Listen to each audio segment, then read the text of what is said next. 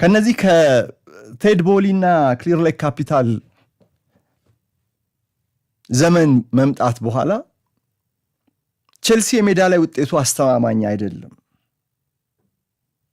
በ4 ዓመት ውስጥ 5ኛ ቋሚ አሰልጣኝ ነው የሚፈልገው።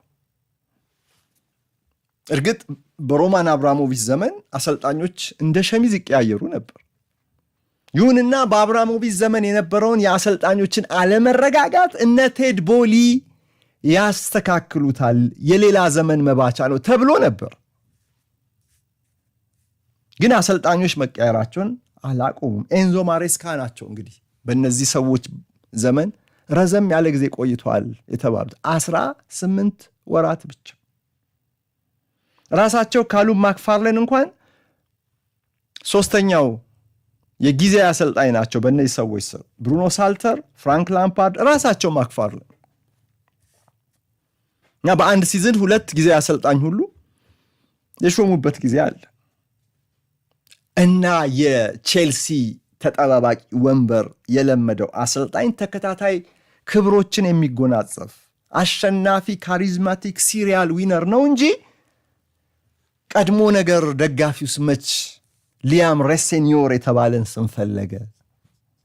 እንደው አንድ የቼልሲ አሰልጣኝ ተብሏልና ድጋፍ እንስጠዋል እንጂ ከስትራስቡርግ ምንም ተጨባጭ ለቼልሲ የሚመጥን ውጤት እንኳን ሳያገኝ በኮኔክሽን የመጣው ረጅም ጊዜ ኮንትራት እንዲፈርም የተደረገው። እርግጥ ያለ ኮንትራቱ በማንኛውም ሰዓት ላይ ሊቀደድ እንዲችል ያለ ካሳ ማለት ነው።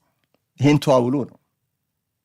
ግን ለደጋፊው የካሳ የምናምን ጉዳይ አይደለም ቅድሚያ። አሁን ለደጋፊው የቡድኑ የሜዳ ላይ ውጤት መስተካከል ነው ቅድሚያ። ቼልሲ የነበረበትን የቀድሞ ቦታ መልሶ የማግኘቱ ጉዳይ ነው ቅድሚያ።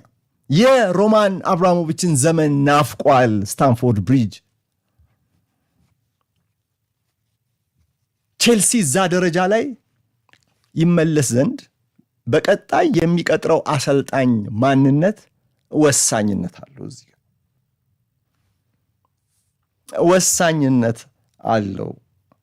ያልታመኑ ዘጋቢዎች ቻቢ አሎንሶ ፌቨራይት ነው ይላሉ። አንዳንዶች አንዶኒ ኢራኦላ አሁን ቦርንመዝን እየለቀቁ ያሉት እሳቸው ሊመጡ ይችላሉ ይላሉ። ማርኮስ ሲልቫ የፉልሃሙን አሰልጣኝ ለዚህ ቦታ የሚያጩም አሉ። አሎንሶ ይሻላል እንዲያውም።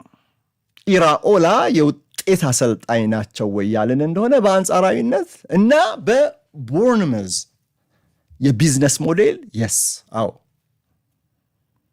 ግን ኢራኦላም ሲልቫም ቢሆኑ የበፊተኞቹ የነ አንቸሎቲ፣ ቱኸል፣ ሞሪኖ በዛም ረድፍ ላይ የሚቀመጡ አይደሉም። ቼልሲ ቦርንመዝ አይደለም። ቼልሲ ዛሬ እነዚህ ባለስልጣናት ተጫዋቾችን እየሸጡ ለማግኘት ቢዝነስ ሞዴሉን አሻሻሉለት እንጂ እንደዚህ ለቀጥታ የገንዘብ ትርፍ ቅድሚያ ብሎ ተጫዋቾችን በብዛት እያስፈረመ ለሽያጭ የሚያዘጋጅ ከዚህ በፊት እንዳልኩት ጨዋታዎችን እንደ ዊንዶው ሾፒንግ መድረክ የሚያይ ባለቤት አልነበረው ወይም ሞዴል ቢዝነስ ሞዴል አልነበረው። እና ለዚህ ነው አሁን the most important summer ይላሉ የአውሮፓውያኑ በጋ በእኛ ክረምት ለቼልሲ የዝውውር እንቅስቃሴ ትክክለኛ ውሳኔ ማሳለፍ የሚገባቸው ትክክለኛውን ሰው በአሰልጣኝ ቦታ ትክክለኞቹን ተጫዋቾች ማለት የቼልሲን አካሄድ በበጎ ሊቀይሩ የሚችሉ ውጤት ቀያሪ ተጫዋቾችን ለሚቀጥለው ሲዝን የማስፈረሚያ ጊዜ ተደርጎ የሚወሰደው